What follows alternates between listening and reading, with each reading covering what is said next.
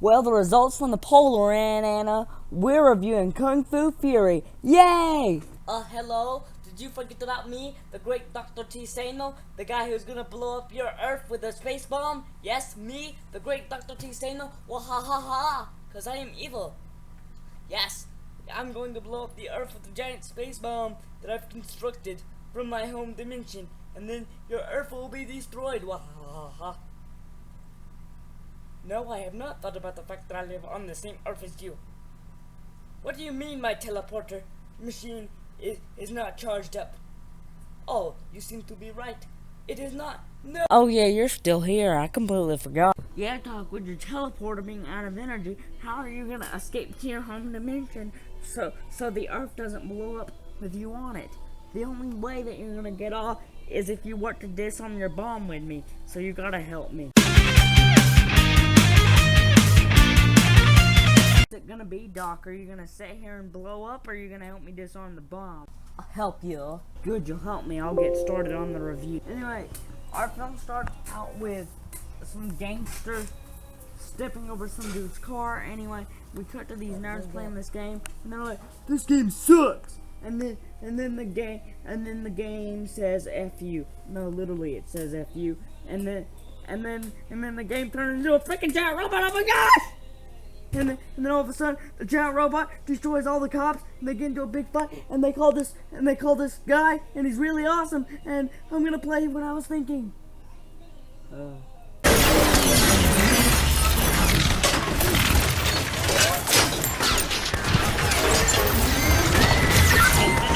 Man! So anyway, after the guy that they call destroys the freaking arcade robot, that's dang awesome.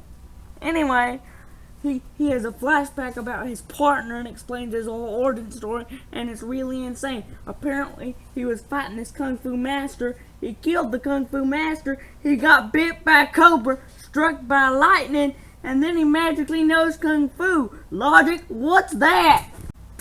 So anyway, Kung Fury is talking to the mayor how much damage he caused. The mayor assigned him a new partner, but Kung Fury is all like, "I don't want a new partner. Sucks being alone because I'm a dummy."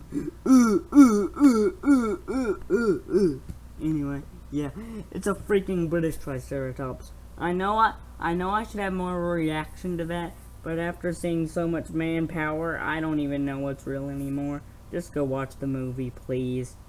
Please, I'm begging you. Anyway, so Kung Fury quits because he doesn't want to work with Triceratops. Top Cup or whatever his freaking name is. Anyway, so this guy shows up. So this criminal shows up to this other guy on the phone, shoots him, then steal the guy's phone, and starts shooting the commissioner through the phone. And here we approach the first problem with the film. While the absurdity is really fun and freaking entertaining, but it starts to wear thin after you see so much absurdity that it just starts to slowly wear thin. I mean, look, I love all the absurdity, and look, it's a great film. You just gotta take your brain out and write "man" all over it, and then bam, you can enjoy this movie. And I'm not saying I ain't enjoying it. It's probably one of the greatest experiences I've ever had in my life. For real though, the absurdity does get kind of bland after a while. You just come to expect the absurd, and when you come to expect the absurd, so after Kung Fury burst in, we get this thing of Hacker Man, and a guy named Adolf, I'm not gonna say his name, apparently is a master of Kung Fu for some reason, even though that goes against all history, and this movie just becomes so absurd that I love it again. Oh my gosh, I don't know what to say. Just watch the movie, please. Anyway, Kung Fury goes back in time to stop Mr. Adolf, and I must say, we get yet one of the most poor green screen effects I've ever seen, but yet one of the most cool green screen effects I've ever seen. I can't really decide. So anyway, yeah, I'm just gonna pretty much keep recapping the movie. I can't make any jokes off this. There's nothing to be made fun of, because I know as I keep watching this movie, my jaw is gonna end up on the floor or something. I don't know.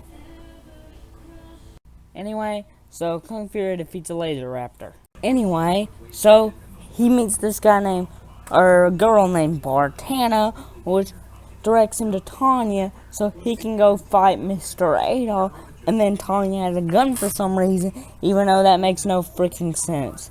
Because this is the past, and, yeah. So, he gets a ride on a T-Rex!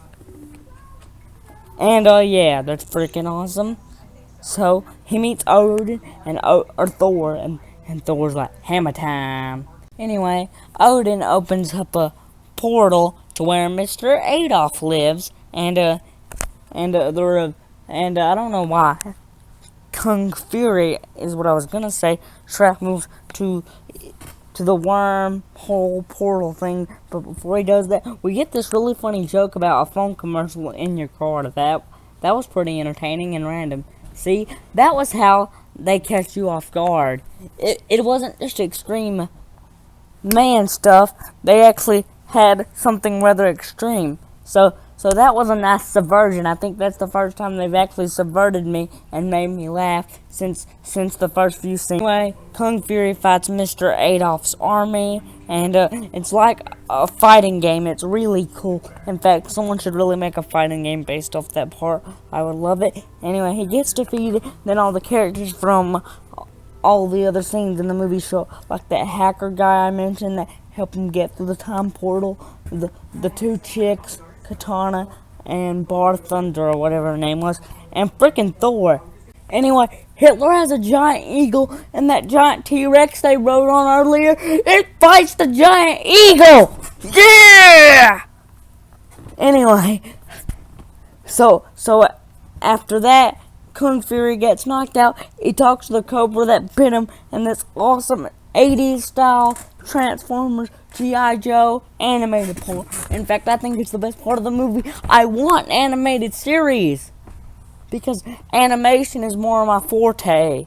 And yeah, so it's really awesome. Also, when he tries to arrest the snake because you're dead, it's freaking hilarious. Oh my gosh. Anyway, so after his conversation with Mr. Adolf when he wakes up from his unconscious state, we have a pretty interesting way Anyway, I'm going to do my conclusion. So after they defeat Hitler, there's an awesome end credit scene. So I'm going to talk about some of the good things in this film. The music is great. The first few scenes, like the arcade scene through the dinosaur scene, are really good scenes.